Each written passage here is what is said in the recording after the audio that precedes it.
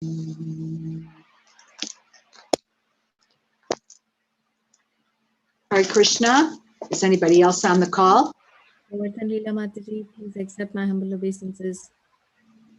Please accept mine too. All glories to Guru Maharaj and Srila Prabhupada. How are you? All glories to Guru Maharaj and Srila Prabhupada. I'm good, Mataji. Thank you. Yeah, I just feel a little cold. You know, I think I need to make some hot tea or something. I just feel cold. I think it's because the snow is just beginning. You know, there's going to be a snowstorm. Yeah. Okay, let me make this here tea. And I'm waiting for some other people to get out or whatever, and we can start, yeah? Okay, we can get started. Okay. Okay. Om Agyana Timirandhasya Gyananjana Shalakaya Chakshurun Militam Yena Tasmai Shri Gurave Namaha Shri Chaitanya Manobhishtam Sthapitam Yena Bhutale Swayam Rupa Kadamakyam Dadati Swapadantikam. Okay, we can get started. Vancha kalpatarubhyascha kripa sindhubhya eva cha patitanam pavanebhyo vaishnavebhyo namo namaha. Jai Shri Krishna Chaitanya Prabhu Nityananda Shri Advaita Gadadhara Srivasadi Gaura Bhakta Vrinda.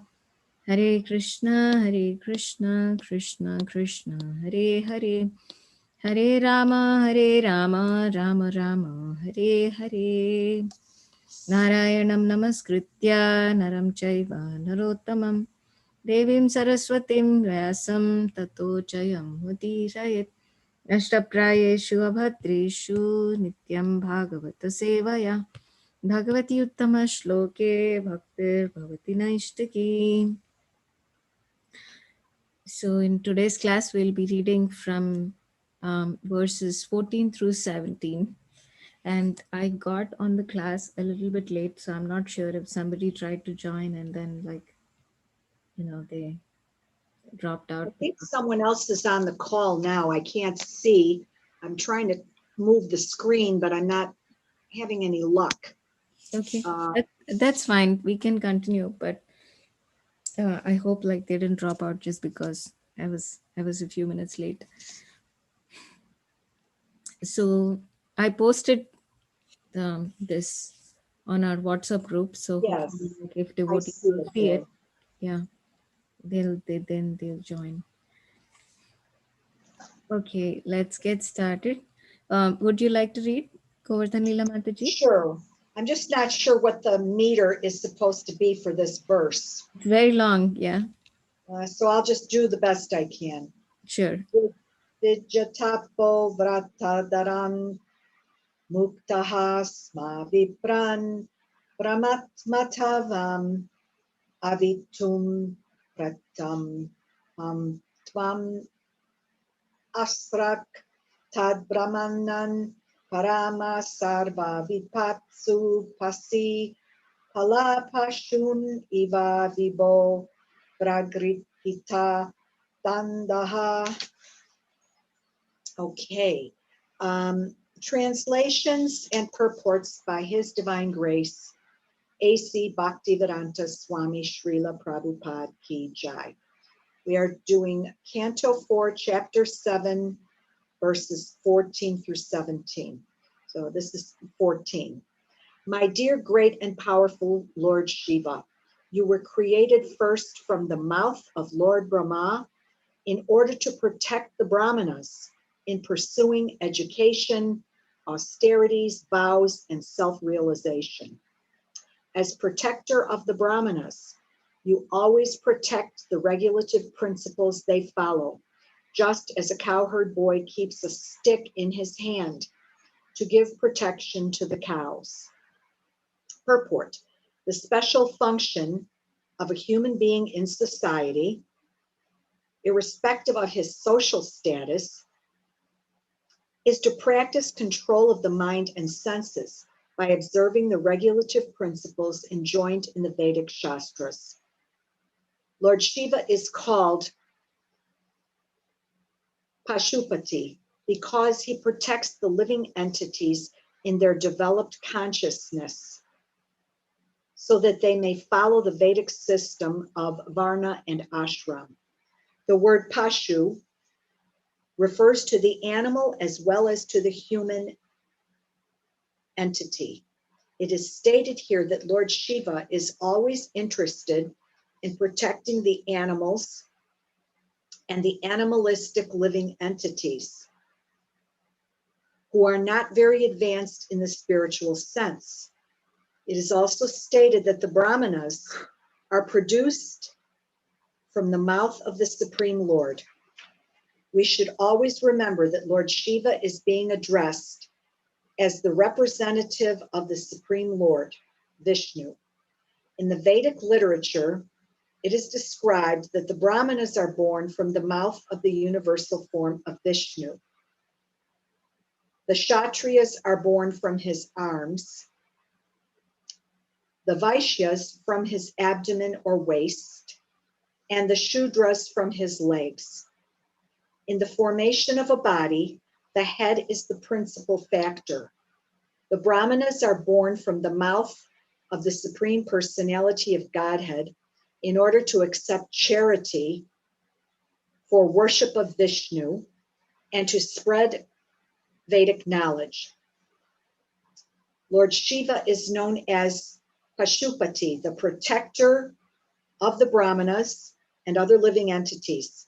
He protects them from the attacks of non-Brahmanas or uncultured persons who are against the self-realization process. Another feature of this word is that persons who are simply attached to the ritualistic portion of the Vedas and do not understand the situation of the Supreme Personality of Godhead are not any more advanced than animals. In the beginning of Srimad Bhagavatam, it is confirmed that even though one performs the rituals of the Vedas, if he does not develop a sense of Krishna consciousness, then all his labor in performing Vedic rituals is considered to be simply a waste of time. Lord Shiva's aim in destroying the Daksha Yagya was to punish Daksha because by neglecting him, Lord Shiva, Daksha was committing a great offense. Lord Shiva's punishment was just like that of a cowherd boy who keeps a stick to frighten his animals. It is commonly said that to give protection to animals, a stick is needed because animals cannot reason and argue. The reasoning and argument is argumentum ad baculum. Unless there is a rod, they do not obey. Force is required for the animalistic class of men, whereas those who are advanced are convinced by reasons, arguments, and scriptural authority. Persons who are simply attached to Vedic rituals without further advancement of devotional service or Krishna consciousness are almost like animals. And Lord Shiva is in charge of giving them protection and sometimes punishing them as he punished Daksha. Thank you, Mataji.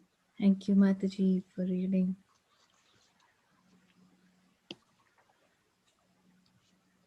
Would anyone else like to read? We are reading 4 verses today, 14, 15, 16, and 17.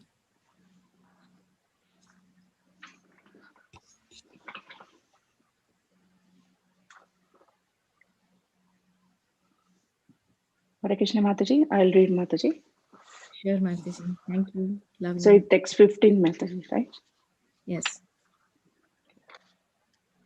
Yosya maya vidita tattvadrisha sabhayam ksipto durukti sikher vigannayatan mam arvak patantam arhatama nindaya Drishtayartraya sa Bhagavan Swakritena Tusyet. Translation, purport by Srila Prabhupada, Srila Prabhupada ki Jai. Translation, I did not know your full glories. For this reason, I threw arrows of sharp words at you in the open assembly, although you did not take them into account. I was going down to hell because of my disobedience to you, who are the most respectable personality. But you took compassion upon me and saved me by avoiding punishment. I request that you be pleased by your own mercy, since I cannot satisfy you by my words. Purport. As usual, a devotee in an adverse condition of life accepts such a condition to be the mercy of the Lord. Factually, the insulting words used by Daksha against Lord Shiva were enough to have him thrown perpetually into a hellish life. But Lord Shiva, being kind toward him, awarded him punishment to neutralize the offense. King Daksha realized this and, feeling obliged for Lord Shiva's magnanimous behavior, wanted to show his gratitude. Sometimes a father punishes his child, and when the child is grown up and comes to his senses, he understands that the father's punishment was not actually punishment but mercy. Similarly, Daksha appreciated that the punishment offered to him by Lord Shiva was a manifestation of Lord Shiva's mercy. That is the symptom of a person making progress on the path of Krishna consciousness. It is said that a devotee in Krishna consciousness never takes any miserable condition of life to be condemnation by the Supreme Personality of Godhead. He accepts the miserable condition to be the grace of the Lord. He thinks I would have been punished or put into a more dangerous condition of life due to my past misdeeds, but the Lord has protected me. Thus, I have received only a little punishment as token execution of the law of karma. Thinking of His grace in that way, a devotee always surrenders to the Supreme Personality of Godhead more and more seriously and is not disturbed by such so called punishment. Thank you, Mataji. Thank you, Lavanya Mataji. So, would someone else like to read text 16?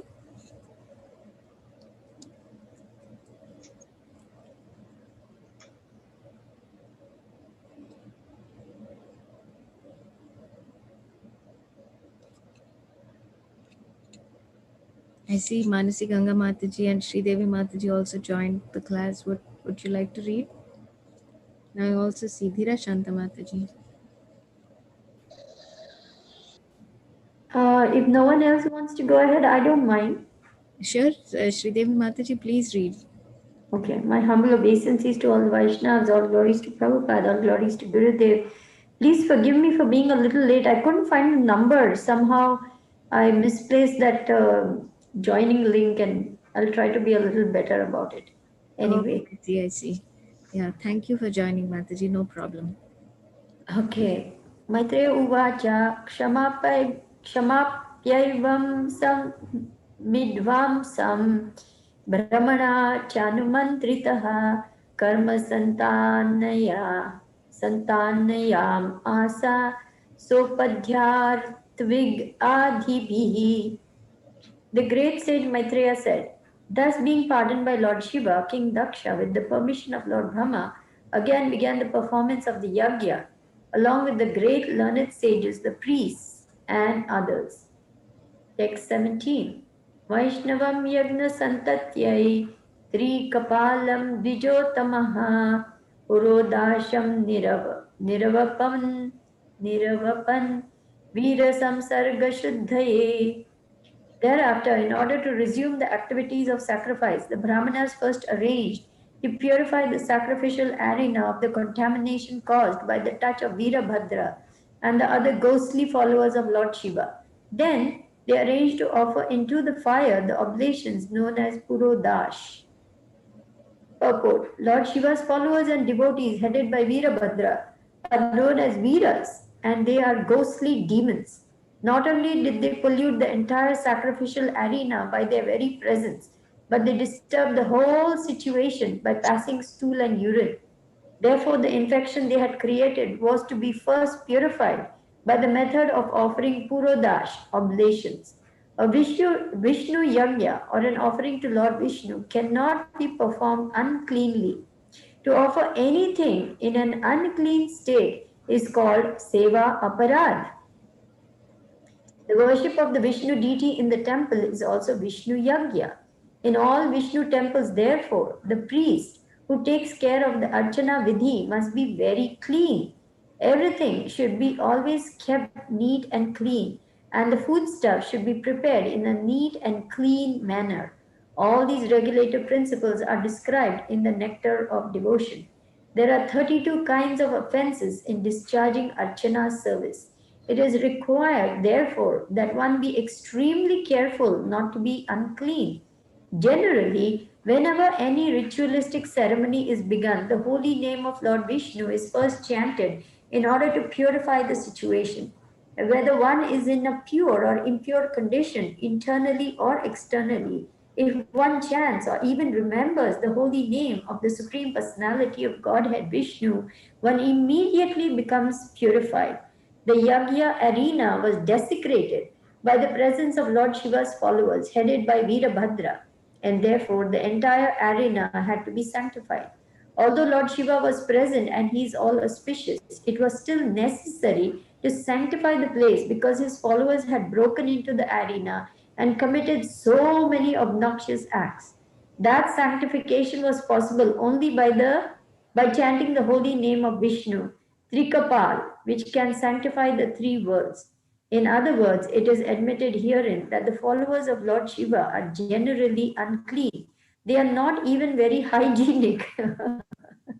They do not take baths regularly. They wear long hair and they smoke ganja. Persons of such irregular habits are counted among the ghosts. Since they were present in the sacrificial arena, the atmosphere became polluted and it had to be sanctified by Trikapal oblations, which indicated the invocation of Vishnu's favor. Should I stop there? Yes, that's all for today. We are not reading further today. So this is Oh, the last verse. So today we do not have someone who is designated to um, give the share more about the reading. So going forward, if any of you would like, you can take Monday and Tuesday. We have those slots available for devotees to take. So what we usually do, if we do not have a assigned speaker for the day, then whoever reads the purport, like they can also share their understanding of the purport, and others can also chime in. So so now, like, the floor is open for whoever wants to share and participate.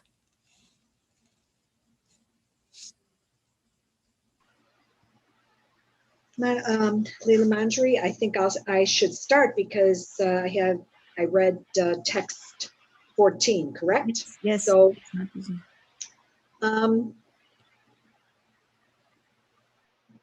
so we're in this translation. We learned that Lord Shiva was created from the mouth of Lord Brahma, and his function was to protect the Brahmanas in pursuing education, austerities, vows, and self-realization. He was the protector of the Brahmanas, and he would, if you protect the Brahmanas, you're going to always protect the regulative principles that they follow. And here, just as a cowherd boy keeps a stick in his hand to give protection to the cows. So we learn in this purport what is the function of a human being in society. It doesn't matter what the social status is of that human being. He is to be practicing control of his mind and his senses, and observing the regulative principles in the Shastras, the Vedic Shastras.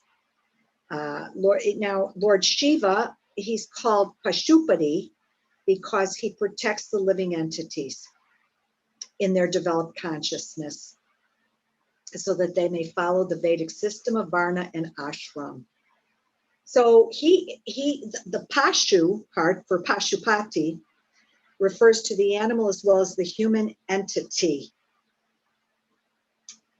So Lord Shiva protects both the animals and the animalistic living entities who aren't very advanced in the spiritual sense. And we talked about this before, that Lord Shiva, he wouldn't, a lot of, he would, his hair would be all matted and long, and just the way he dressed and everything, he almost looked like, I don't know, well, just one of those yogis, I guess. But he did not look, physically, I guess, as advanced as he really was. So Brahmanas, when we talk about these four, what is it, Varnas? No, it's the ashram. I forget which it is, the ashrams. We talk about them, we have to remember, the Brahmanas come from the mouth of the universal form of Vishnu. That's the highest form, okay, from the mouth. The Kshatriyas from the arms. Remember that the universal form is huge. Krishna is very, very huge in this form. The Vaishyas are from the abdomen, the Shudras, the legs. And so it says that when the body is formed, the head is the principal factor.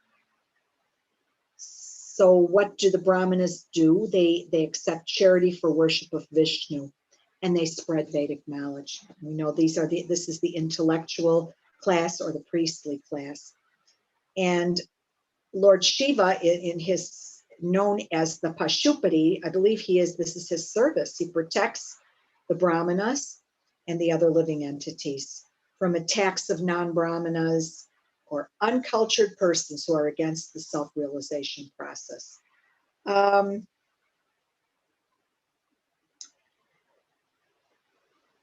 If we as people don't understand the position of the Supreme Personality of Godhead, and we're just, as devotees, let's say, we're just attached to the rituals, because we've seen that in different scenarios. I believe the Brahmanas were doing their rituals. This was in the Krishna book, and the Krishna wanted to eat. If I'm not mistaken, Krishna was hungry, wanted something to eat, and he asked if they could make something to eat. And they were so involved in their rituals that they didn't pay attention to him. But he went to the wives of these Brahmanas, and they immediately were just overjoyed and happy to prepare food for the Lord. And so it's speaking about these rituals, it was, if we are in that sense attached to the ritualistic portion, and we don't understand who the Supreme Personality of Godhead is, then we're just like animals. It's not about just the rituals. They're important, but they're not everything. The most important thing is our love for the Lord, our devotion to the Lord. You know what? I have to lower the heat on something. The whole stove is going to overflow. Hold on.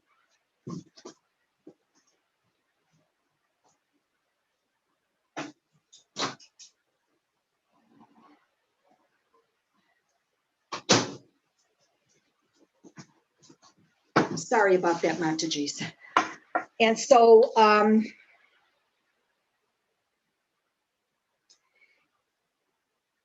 we have to, if we go through these rituals in the Vedas, but we don't understand, we don't develop our Krishna consciousness, then we're just wasting our time. Okay. And I mean, I think it would be, well, I don't know. No, I don't want to say anything else. I'll probably say the wrong thing. Now, Lord Shiva destroyed Daksha's yagya. And why did he do that? He was punishing Daksha for committing such offense to Lord Shiva. Okay. And, we have an analogy here. Prabhupada says, well, this is just like a cowherd boy who's keeps a stick to frighten his animals. It keeps them in line. Okay. So animals can't reason and argue. Okay. So it's said that this is the proper way to handle them. Okay. They do not obey unless there's some sort of force for the animalistic class.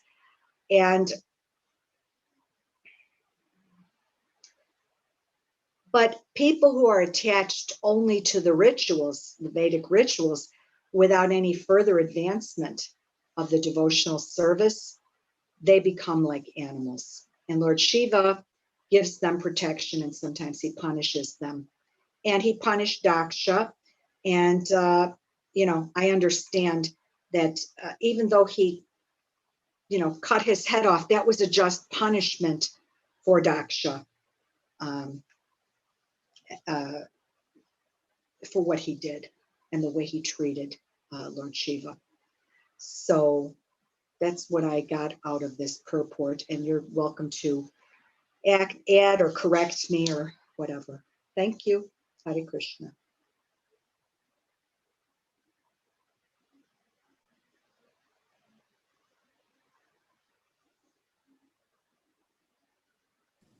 Thank you, Govardhan Leela Mataji. So I believe Lavanya Mataji was next, right? Lavanya Mataji? Yes, Mataji. Yes, Mataji.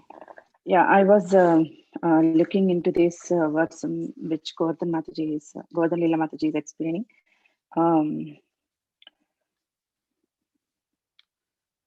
So here, I just want to confirm with you all, Matajis, Lord Shiva killed Daksha. So here, here in this says, Lord Shiva is known as Pashupati, the protector of the Brahmanas and other living entities. He protects them from the attacks of non-Brahmanas or uncultured persons who are against the self-realization process. So here, why exactly Lord Shiva killed Daksha? To protect the sacrifice arena or the other Brahmanas, or as because of the offenses Daksha did, because of that he killed. Can you just explain a little bit, Mataji? Because I didn't read the previous chapters, I just know the story. But I don't know much in depth. That's why.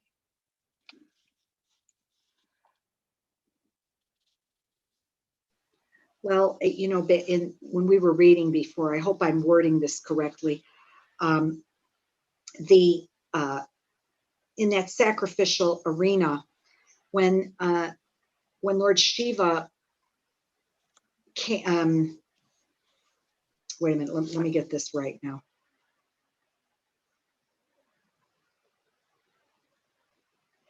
Lord Daksha did not respect Lord Shiva. I think everyone else paid obeisances on some level to, or recognized Lord Shiva when he had entered that sacrificial arena, but Daksha did not do so.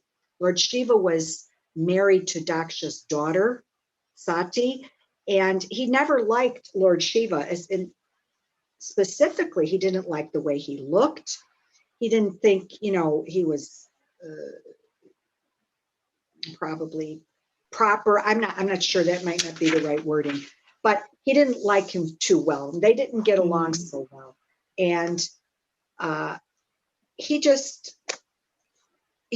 didn't pay his respects the way everyone else did. And we come to find out that, like in the next translation, the Daksha said he didn't really understand the full glories of Lord Shiva. And not only that, Lord Shiva was upset also his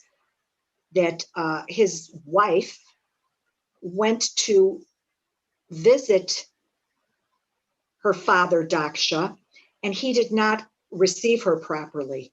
And she was felt like she was in the middle of this. She was caught between these two, and Daksha was being so unreasonable. He didn't even recognize her, and she took her own life. She killed herself. And Daksha just let it happen. Okay. He just, you're the prop, you belong to him now. Because of Lord Shiva, he didn't receive his daughter properly. And so this was a big, he committed a great, Yeah. several offenses towards Shiva. And Yes, so Mataji. to teach him a lesson. Yes. Yeah. Actually, now I read this in the second paragraph where it's mentioned here, like Lord Shiva's aim in destroying the Daksha Yajna was to punish Daksha because by neglecting him, Daksha was committing a great offense. Okay, so here I just want to add to your discussion, Mataji, in this works text 14. Like here, Prabhupada is telling that Daksha is also in the comes under the category of animals, like so Lord Shiva is Lord Shiva killed him as a punishment, just like how the cowherd boy keeps a stick to frighten his animals, just like that Lord Shiva um, did that, like, and then gave this punishment, killed Daksha. So here, persons who are simply attached to Vedic rituals without further advancement of devotional service or Krishna consciousness are considered or almost like animals. So who just follow the Vedic rituals and they don't understand the concept of Krishna consciousness, and they don't advance in this spiritual process. So they are just considered as animals, and so Lord Shiva is acting just like a cowherd boy who gives punishment, who just frighten the animals or force the animals to do something using a stick, or just like if they are not obeying, like that. Yes. Thank you, Mataji. Yeah. And coming to text 15, here again the same. It's a continuation here. So Daksha is telling that he did not know the full glories of Lord Shiva. So obviously he was blindfolded with all his opulence and everything and arrogance. So he is not actually he doesn't have any actual realization about Lord Shiva's position. So that's why he insulted Lord Shiva, and now he is repenting. Now after he got this goat head, now he came into senses, and so now he is repenting now. So I did not know your full glories. For this reason I threw arrows of sharp words at you in the open assembly. So these are the insulting words he spoke about Lord Shiva in front of everyone, and he insulted Lord Shiva, and then Lord Shiva gave him punishment. So here King Daksha is realizing that, so whatever punishment Lord Shiva gave, that is for his good, because after because of this punishment only, he could know the actual position of Lord Shiva, and he, instead of making more offenses, he is just realizing that what's his position and what's Lord Shiva's position, and how he has to rectify all these things, and he's showing now gratitude towards Lord Shiva. And because here Prabhupada is explaining by giving an example of how father punishes his child. So father always loves children. So whenever they do any mistakes, they do offenses, or they don't obey father, then automatically, um, then definitely father has to give some punishment to make them understand the situation. So just like that, Daksha is feeling that Lord Shiva has given as a father, he just punished him, and now he is rectifying. So it's for his good only. So that's why Daksha is now able to see the mercy of Lord Shiva through this punishment. So here Prabhupada is explaining that so when a person is even a normal common man, when he wants to advance in a Krishna conscious path, he has to see the mercy around him, and so then only he can just make progress. So he has to see the mercy of Lord and Guru and all the devotees. So otherwise he may not able to advance, because if he thinks that everything he is doing, then he'll never progress. So he has to always look around him. Then only he can understand in what position he is, and from where. So from a neophyte to an advanced devotee or getting initiated is a big thing. So so that is all due to the mercy of the devotees, Lord, and the spiritual master. So So if he thinks like Daksha also thinks that like because of my past deeds, Lord Shiva would have never, if he has killed me, that's fine. But now again he has given me the goat's head, and he's giving a chance to rectify his mistakes.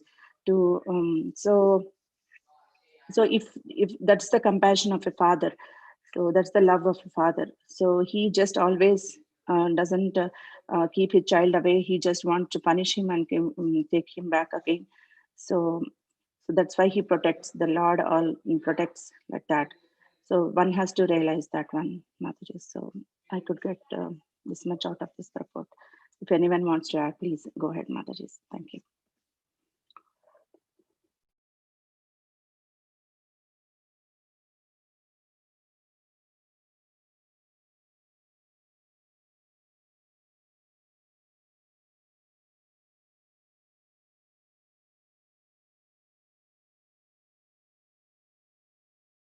Hare Krishna, Mataji.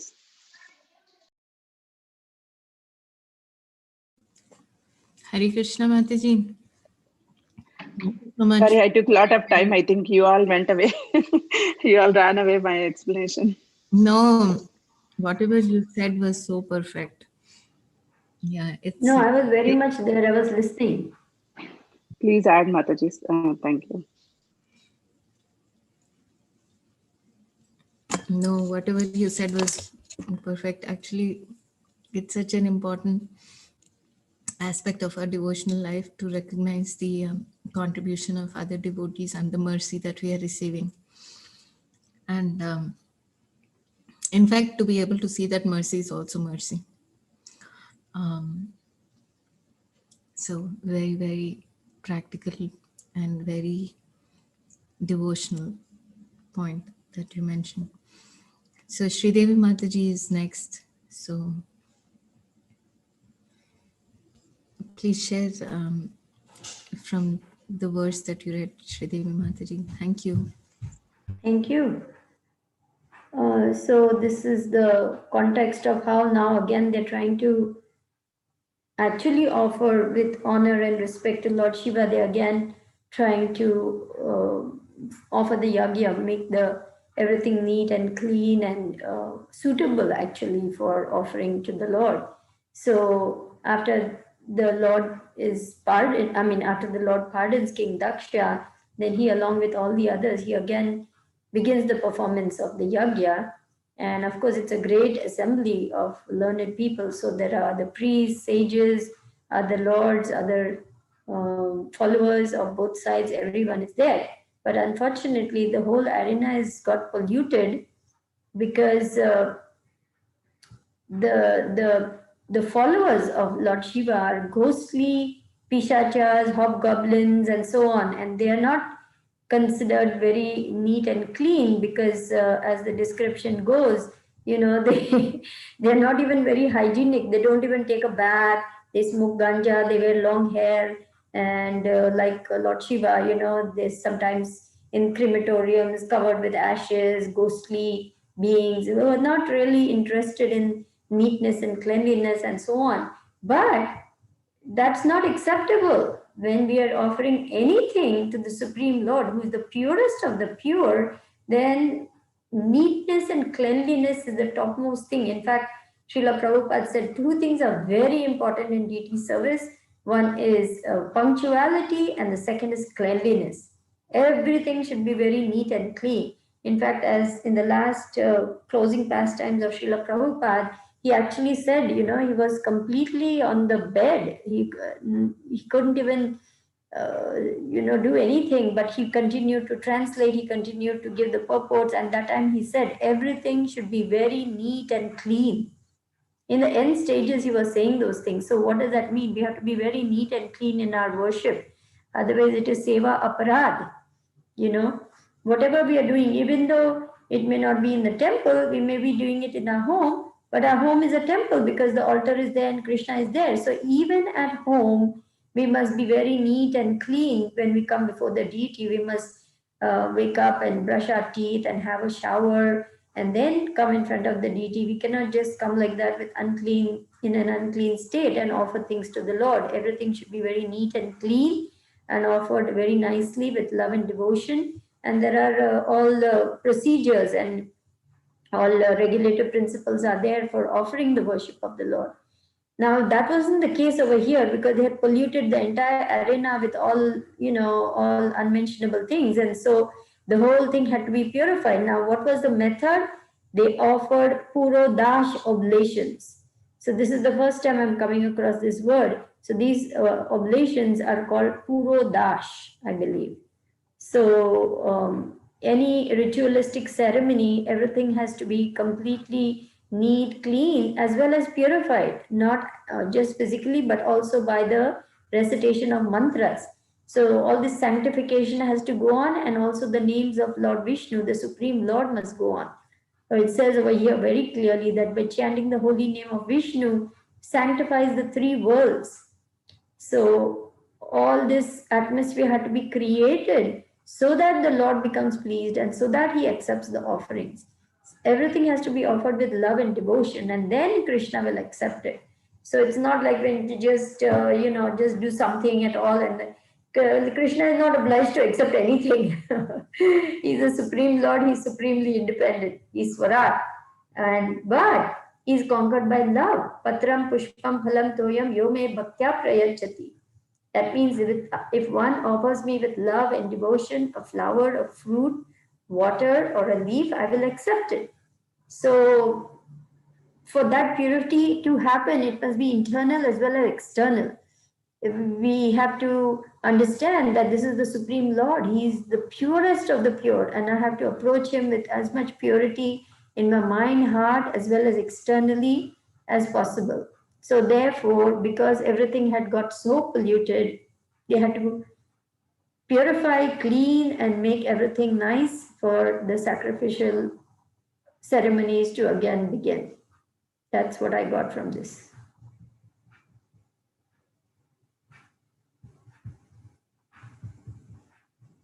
The other day we do the Mangalarti prayers, and one young lady was saying that we offer, would you like to sing? Would you like to sing? And this young lady said, but I haven't brushed my teeth. I said, well, then, it's best that we become very neat and clean, because even though this is Zoom, we are entering into the heart, and which is a temple of the Lord. So we must enter in a pure and clean state. So it's best to brush your teeth and take a shower. And then, of course, you're welcome to sing, even if it's online. And I appreciated the honesty. She must have just woken up and joined the Mangalarti program. But even so, we should approach as though we are approaching the Lord in the temple of our heart.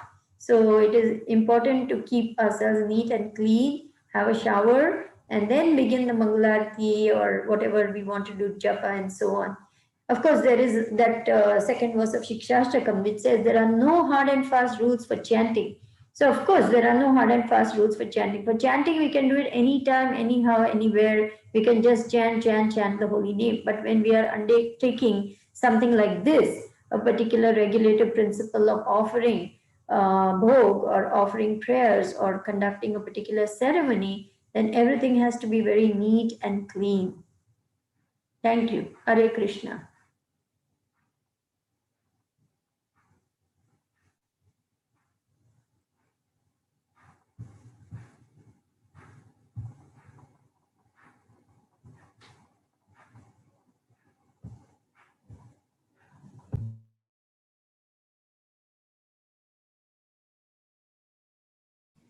Hare Krishna Mataji. Thank you so much, Sri Devi Mataji, for sharing. So if devotees want to add to the discussion, like, you're welcome to add.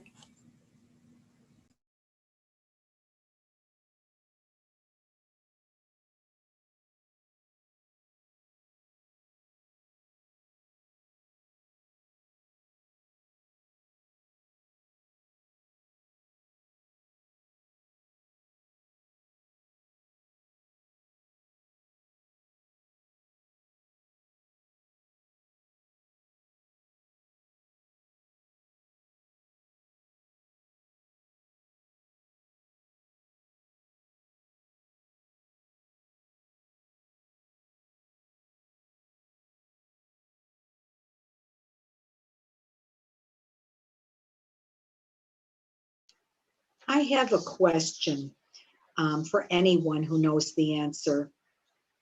Let us say you didn't know that you had to take the shower early in the morning, or you commit some other type of offense. I don't know. Maybe the area you had in your altar was not clean or something. And then you didn't realize all these things, and you just started to read it like we're reading in the book here. Will the Lord take that into account? If do we have to do austerity for having made certain types of mistakes in the rituals?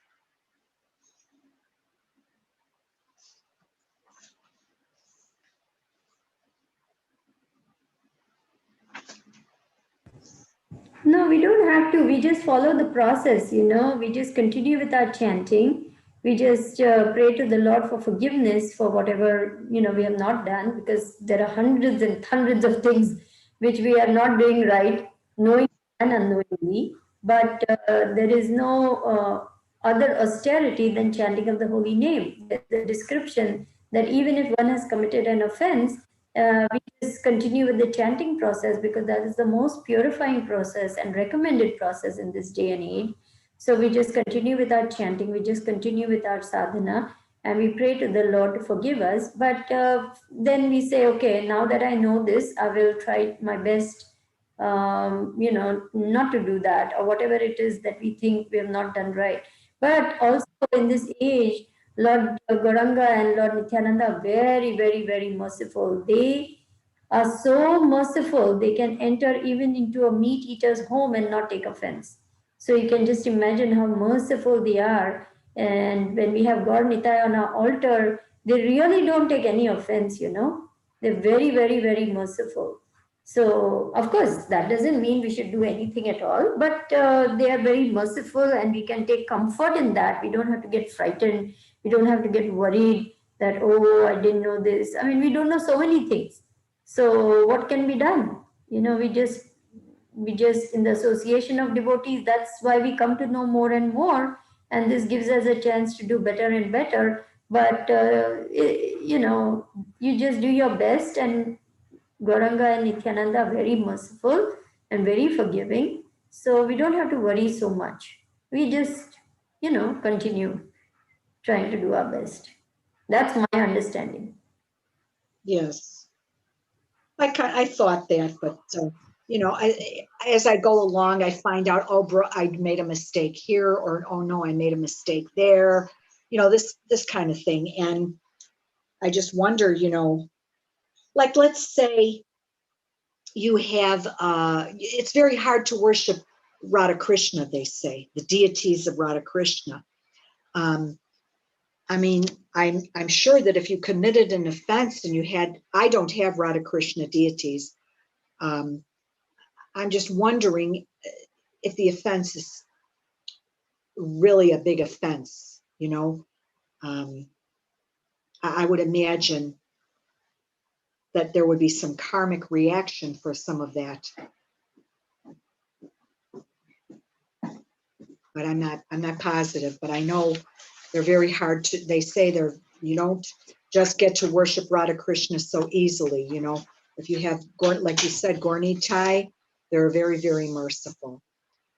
And they will be merciful in my house, I pray, because my husband is not a devotee, and I can still, I believe, have them in the house, if with Guru's permission, of course, if he allows it.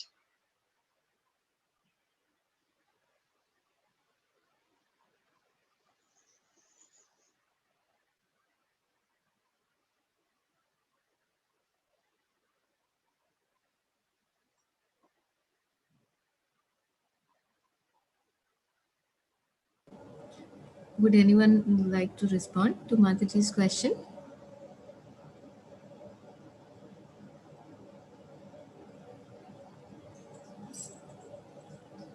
I can share a little bit based on what I understood.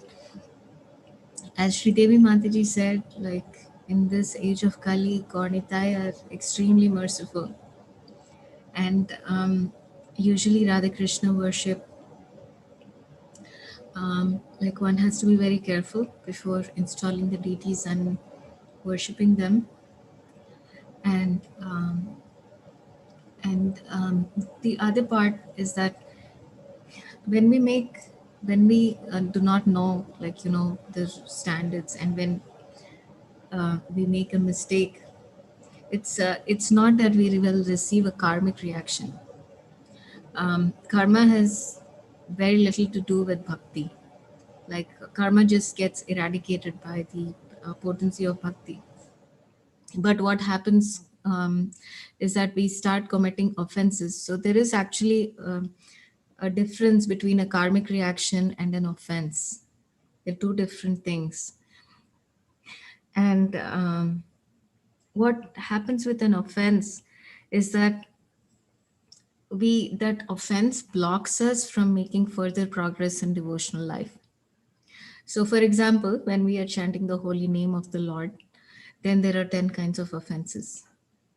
And if one is not careful to avoid those 10 kinds of offenses, we can continue chanting. That will not be barred at any cost. Krishna is very merciful. He still comes in front of us. But we will not attain a taste for chanting the holy name if we are negligent of not being careful when we chant the holy name of the Lord, and if these offenses continue. So those offenses block us from fully relishing the full potency or the benefit that we can receive. The example is given as the clouds block the sun. It's not that the sun is not in the sky, but we will not be able to feel the presence of the sun if there are clouds in the sky. So it's basically like that. Is it helpful, Govardhan Leela Mataji? But Yes, yeah, yes, thank you. Yeah, that helps me because, I'm not familiar, like I said, I just started with altar and things like that after all these years. And I don't know all the rules because I never had it in the house. So I'm sure I'm not doing everything perfectly. I'm trying to do them perfectly. But yet I have a feeling, oh boy, I'm sure I'm committing some, or I'm not doing something right. You know what I mean? yes, Mataji, I'm yes. sure of it. There's got to be something I'm not doing right, but I'm doing the best I can. But yeah, that's all I wanted to know. But I Mm. appreciate that. Yeah, it's not like you get a karmic reaction. Yeah, but you won't fully relish the taste, you know, that you will get in performing these beautiful services. Yeah, Yes, whether it's chanting the holy name or offering food to the Lord, the Boga, worshiping the Lord, etc. Yeah, makes yes. sense.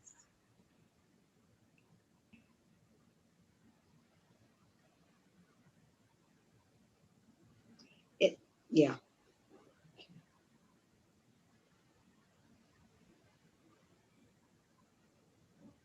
Manasi Ganga Mataji, would you like to say something? Like, we have a few minutes before we end.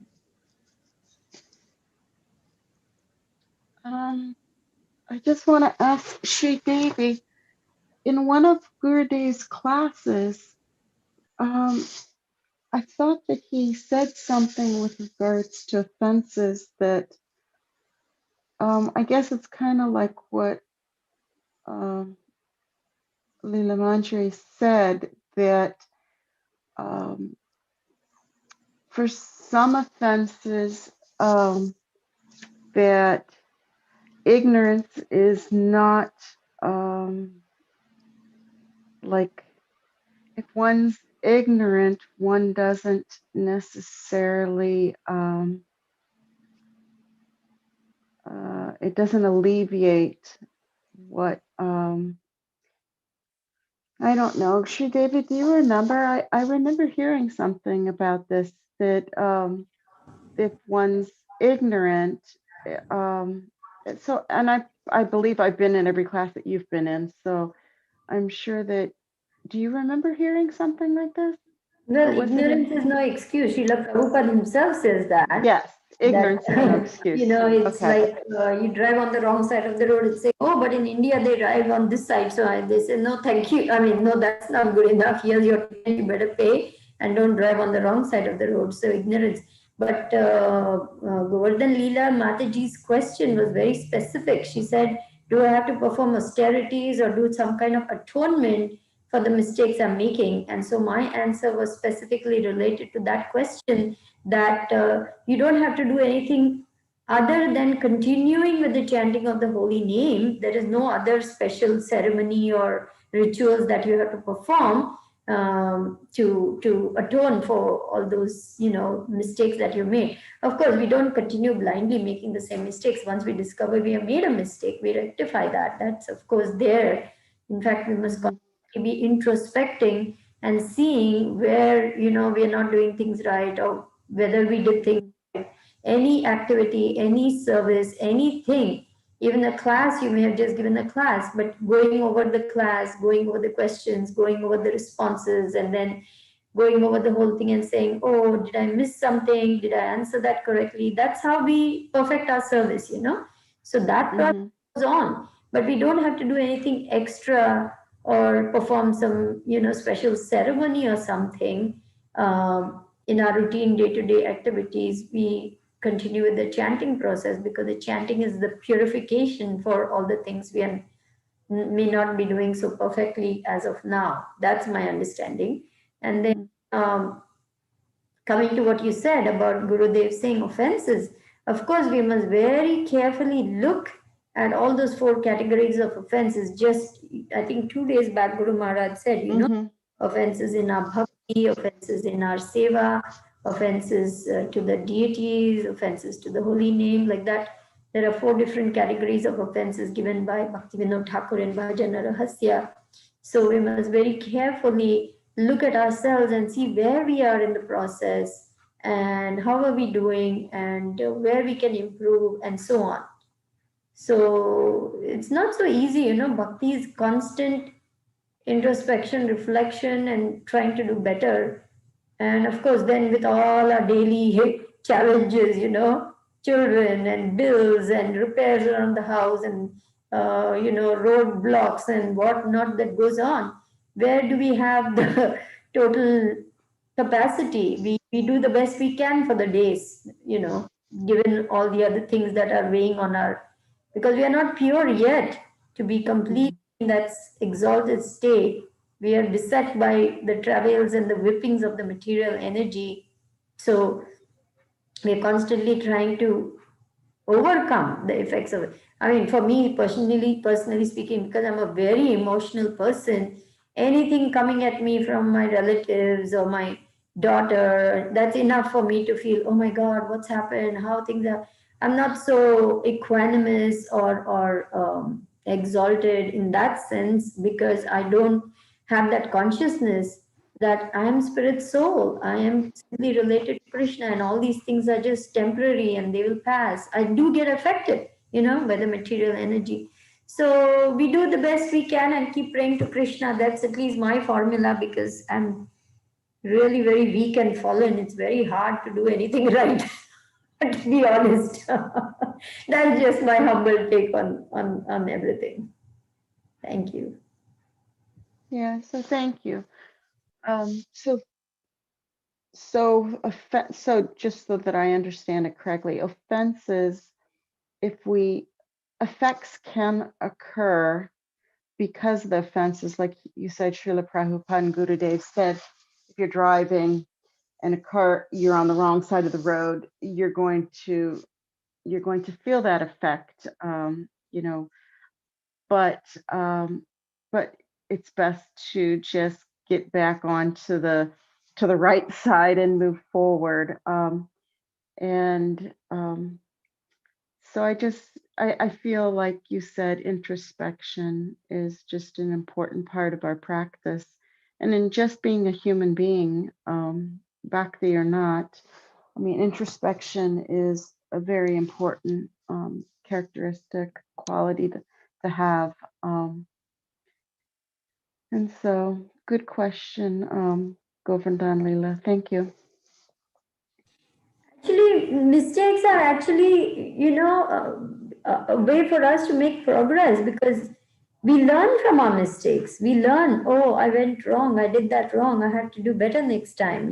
That's if we don't attempt something, how will we ever learn anything? So, and in anything new, there's always a learning curve. There's always, it's like when you first drove a car, did you just get it right on the first day? Of course you made mistakes, you had to figure out so many things. So we are like those little babies that Srila Prabhupada is describing. We are stumbling, we are falling, we are stumbling, we are falling, and we are trying to walk. But one day, Srila Prabhupada said, the day will come when you will not just walk, you will run. So we take courage from that, and we take hope in that our Param Guru is blessing us, that if we stay in this process, the day will come when we will be clear of all these mistakes, anarthas, impurities, offenses, and we will begin more and more to see how wonderful Krishna is and how loving he is and how much he wants to see us in our natural position, because that's our position of being completely happy and blissful. So it's a process, and it takes time, patience, determination. Utsaha, Dhairya, Nischad, all three must be there. Enthusiasm, patience, and determination must be there. And then slowly, slowly, we will see how loving Krishna is, how much he reciprocates, much more than we can even imagine. And that is our faith. And I think this speaks just to, this whole idea of not knowing. It speaks to the necessity to have sadhu sangha. If you're not amongst devotees, being able to observe them, ask questions, hear, be in the proper mood of hearing, being in the proper mood of just observing, then, it just is important to be amongst devotees, because how else are we to learn but by observing, hearing, questioning, and reflecting. Oh, absolutely. I mean, sadhu sangha is our oxygen. We cannot do without association of devotees. We cannot do without this, exactly what is happening over here. We're all reading, we're all discussing, we're all talking, we're trying to understand. This is sadhu sangha, and without this sadhu sangha, how can we make any progress? Srila Prabhupada said 3 things are very important in spiritual life: association, association, association. Association, yeah. So, for us, this is our life-giving energy is here, because only in the association of devotees we can clarify our doubts, we can solidify our understanding, we can sharpen our intelligence, we can gain mastery, and actually Gyan becomes Vigyan, realized knowledge, because when we apply these things, then we experience Krishna's mercy, and then it becomes really like, okay, now I got it. Now this is not just theoretical, I really do understand now. So we want to move to the place where it's not just theory. From Gyan, it becomes Vigyan, realized knowledge. Because once it's realized knowledge, then you're totally convinced.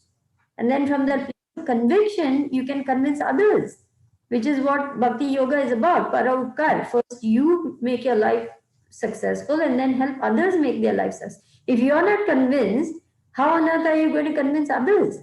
Isn't it? So we want to become more and more absorbed, so that we can, first and foremost, we can be, in a position to handle our life with wisdom and in the mode of goodness, and then help others to do that. Mm-hmm. And the nature of sadhu sangha has to be such that participants are in the mood of a humble mood and cooperative mood, understanding that we're all on a path, we're all on the path to Krishna, and that we all make, like you said, we all make mistakes. And if we can be humble with each other, if we can be forgiving and understanding that that we're all just trying, I just think that's why I feel like this group and the Chaitanya Charitamrita is just definitely a step above lots of other groupings, whether they're, devotional groupings or not. Is I believe that we're all trying to care for one another, and the nature, the mood is such that we can open our hearts and it's not trampled upon. So, I mean, one of the six or two of the six loving exchanges, I think that we just need to continue to cultivate that within our groups, this group and Chaitanya Charitamrita. And I think that this is the way that we grow, as opposed to, like, I hear of other groups where they just read and there's no talk and there's no discussion, no opening of their hearts. And although there's, just by hearing the vibration, the sound vibration, there's, there is gain, but I just am appreciating the nature and mood of our classes, our sadhu sangha. Thank you for reminding us, that the mood of humility and the mood of cooperation and the mood of service should predominate in our discussion, that we should constantly be thinking of how am I serving this devotee, how am I helping this devotee, that, especially for me, I have a very strong personality. So your point is well taken, Manasi Ganga. I must meditate more on how to be really humble and try to understand how to serve the devotees. This is a very important point you have made. Thank you for bringing it up, and I will humbly endeavor to incorporate more of this humble mood of service going forward. Thank you. Thank you both Sri Devi and Manasi Ganga Mataji, Leela Mandri Mataji, for answering my questions so nicely. And yeah, I understand we're going to make mistakes. I just have a hard time, sometimes I don't want to be in a position where I feel inadequate. And so when I get in that position, sometimes I feel fearful, and then I become very, I don't even know what the word is, overprotective of, my heart and all of these things. But we are here to learn. We are going to make mistakes, and personally, I'm learning so much. But it blows me away. My memory sometimes. I don't do well with names. I probably never did, even when I was real young. So I forget things, and these yagyas and these offerings and all these different things. There are certain rituals that we have to perform, and it's going to take a little bit of time for me to get it exactly right. With all these separations of towels and making sure that the spoon doesn't go in the right, because the whole house is not a meat-free home. This makes it more difficult. I have to be very positively sure that, Krishna's spoon doesn't get mixed with my spoon, or that my spoon doesn't get mixed with my husband's, these things. And I'm sure I've made boo-boos here or there, not with Krishna's things, but probably with my plate. I'm just praying that I, do it. And so from that moment forward, like you said, I will just be sorry for it. I will chant if I make a mistake, and move on, and try not to beat myself up, and try to do it better the next time. So, because I'm real good at beating myself up, and I've got to learn to stop that. It's not good for me,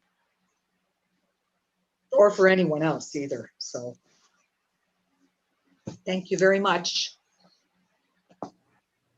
Thank you. Thank you all very much. And I pray that Manasi Ganga's point really enters into my head and to my heart, because our mode shall always be of humble servitorship. So I will also be careful, and please feel free to correct me if you think that somewhere I'm going wrong or not saying something right, because I don't know all the people on the group yet, and they may perceive something I say in the wrong way. So if you feel that something is not all right, please bring it to my attention so that I'm aware that I made a mistake, and then I can apologize and I can rectify myself. Thank you.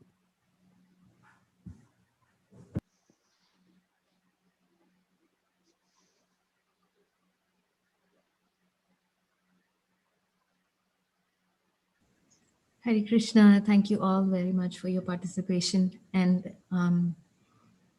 Sri Devi Mataji, you're very wonderful. We are very grateful to have you on our class, this reading group. So you are fine. You have not said anything that may upset others. You're speaking about Krishna, and that's wonderful. So usually we try to end the call by 6 o'clock. So we are a little bit